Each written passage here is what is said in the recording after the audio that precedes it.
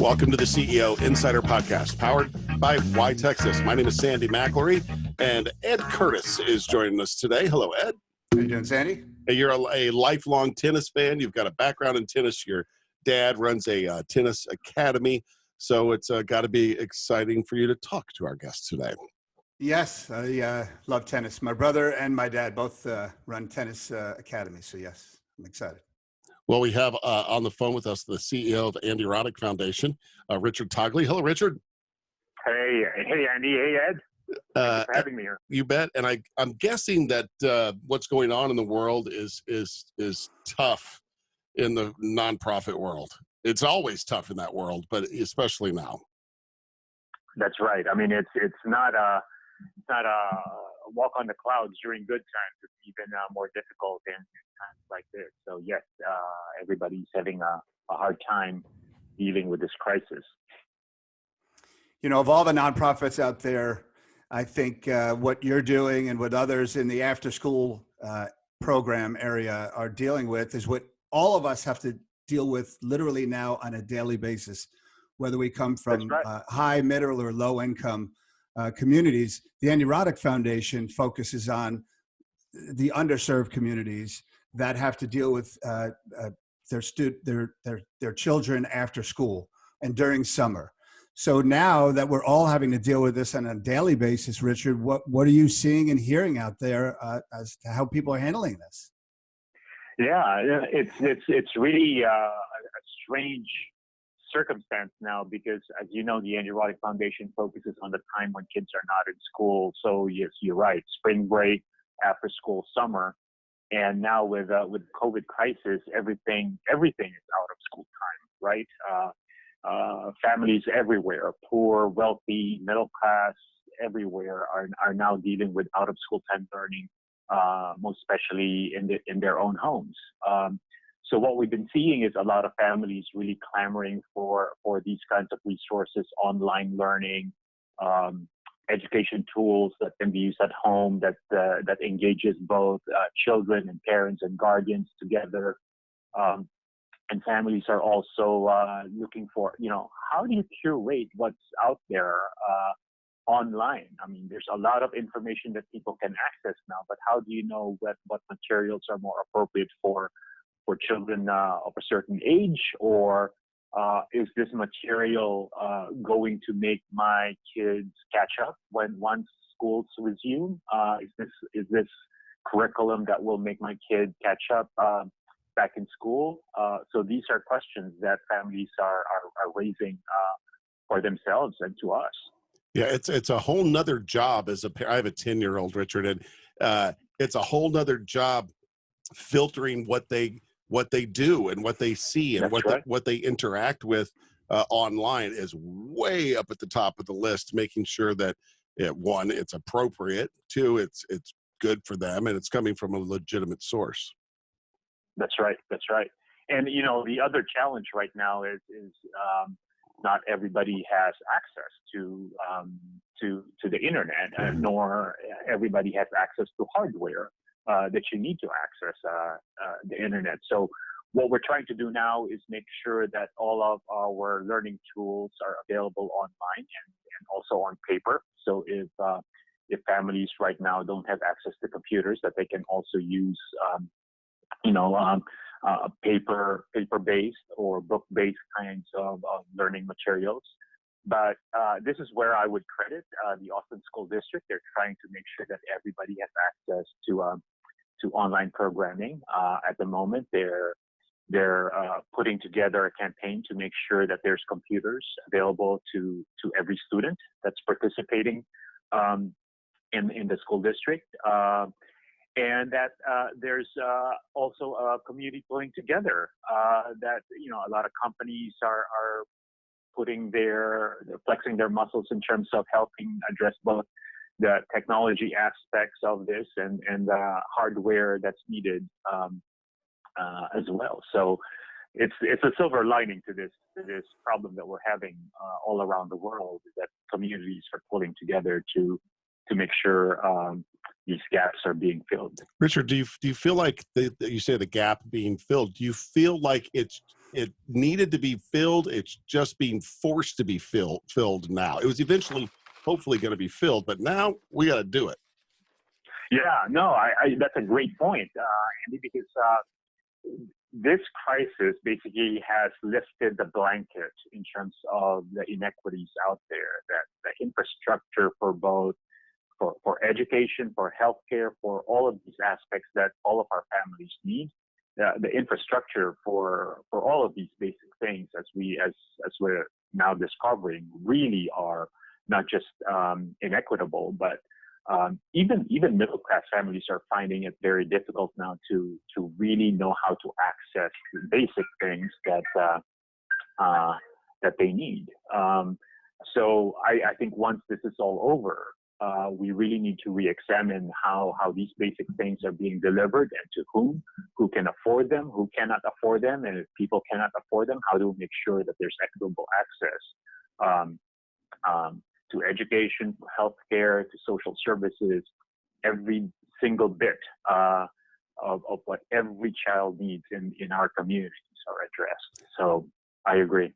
Richard, I've also, if you're just joined us by the way, Richard Tagle from the Andy Roddick Foundation is on with us. At the beginning of the foundation, how did who we're going to serve? How did that come about? I mean, you think Andy Roddick, you think Big Serve, you think tennis. So how did that kind of, who you chose to help? How did that come about? Yeah, the foundation has gone through an evolution this past 20 years. This year is actually, we're celebrating our 20th anniversary. Mm-hmm. And the first 12 years, really it acted as a pass-through wherein Andy and other foundation donors would raise money and redistribute those resources to different youth-serving organizations around the country. So when Andy retired from the professional tennis circuit, brought the foundation from Florida, where he started it, to Austin, Texas in 2012, and really determined that he wanted to have all kids basically have access to opportunities that he had access to growing up. And so we did an assessment of what gaps we can fill, what sections of Austin really needed this kinds of opportunities the most. And East Austin, where majority of our low-income families and underserved neighborhoods are located, that's basically where we decided to focus all of our energy.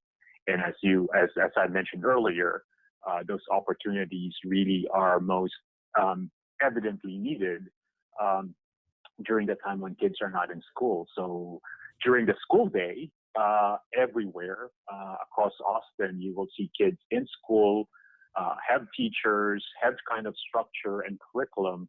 But once the school bell rings at 3 o'clock and during the summer, the inequities in terms of what these young people have access to become more evident. And we were surprised, for example, that in East Austin, there were very few summer programs going on, and there were a lot on the west side. And so we decided to really focus on the east side of Austin and make sure that summer and after school and spring break are all times that are flooded with opportunities for young people to learn and thrive. Nice work. So you must be more busy now than ever. And you and I talked earlier about the challenges that nonprofits are having. So obviously money feeds the nonprofit.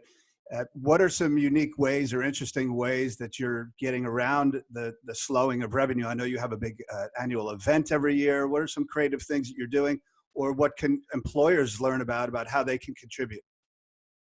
Yeah, that's a great question, Ed, because right now we're doing the pivot wherein we were bringing kids to schools, opening up the schools during the summer. We were bringing programs to kids in schools during the after school, and now we're trying to figure out how to bring those resources into our children's homes. So a lot of online outreach is going on. A lot of appeals are going out to our donors in terms of both financial and non-financial contributions that they can make. We were scheduled to have a bruncheon this May 9th, and now that it's canceled, we're reaching out to those people who were planning to attend our bruncheon to continue to move forward with their planned contributions and donations.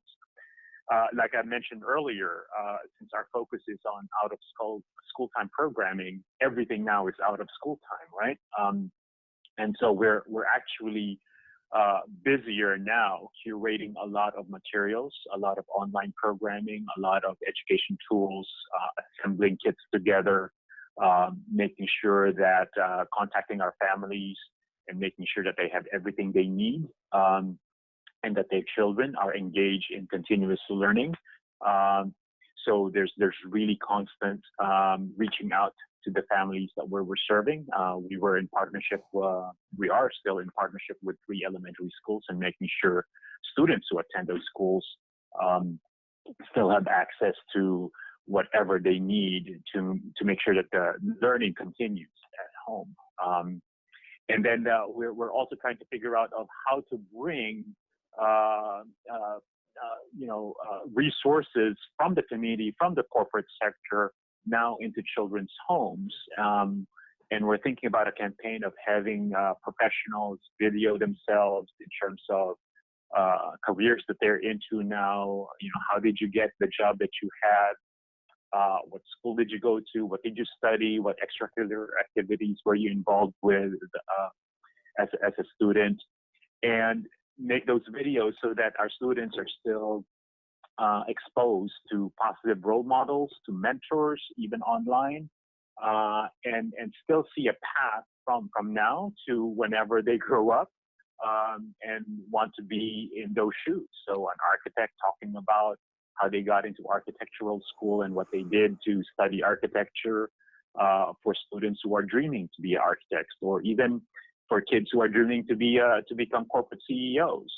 We would love to have those kinds of interactions still happening, even if kids are bound at home. Is that something, Richard, you're doing through social media? Is it is it an Instagram video that a CEO does and shares with you? Or I love the idea, because kids. We were talking. My kids are talking about text messaging. Yeah, different ways to get that information to them. We're exploring different ways through which people can contribute their experiences. So taking a video of themselves on Instagram, or just sending us the video itself, and we uploading it on our website or YouTube. That's something that we have a YouTube channel. Just look for the Andy Roddick Foundation YouTube channel.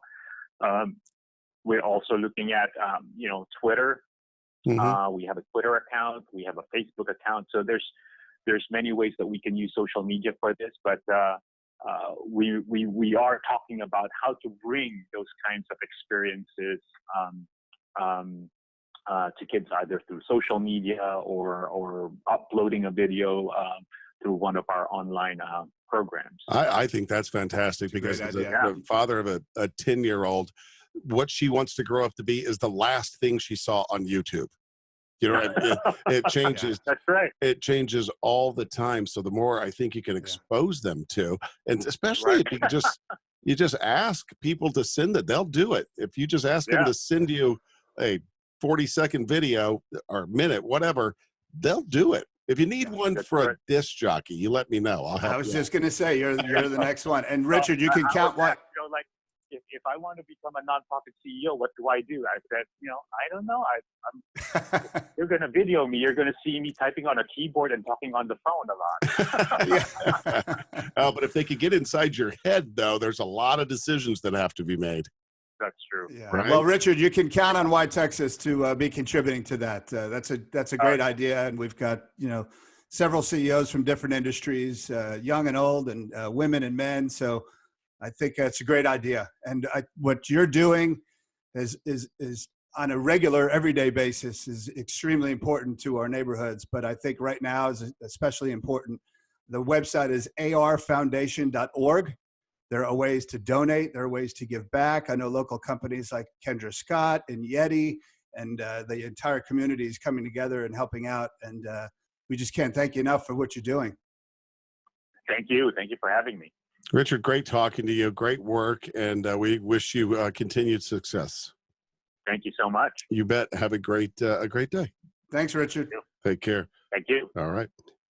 I think that's a great idea, Ed. Great idea. What they're doing is just, I mean, if you crowdsource it, you know what I mean? Just ask people to do it.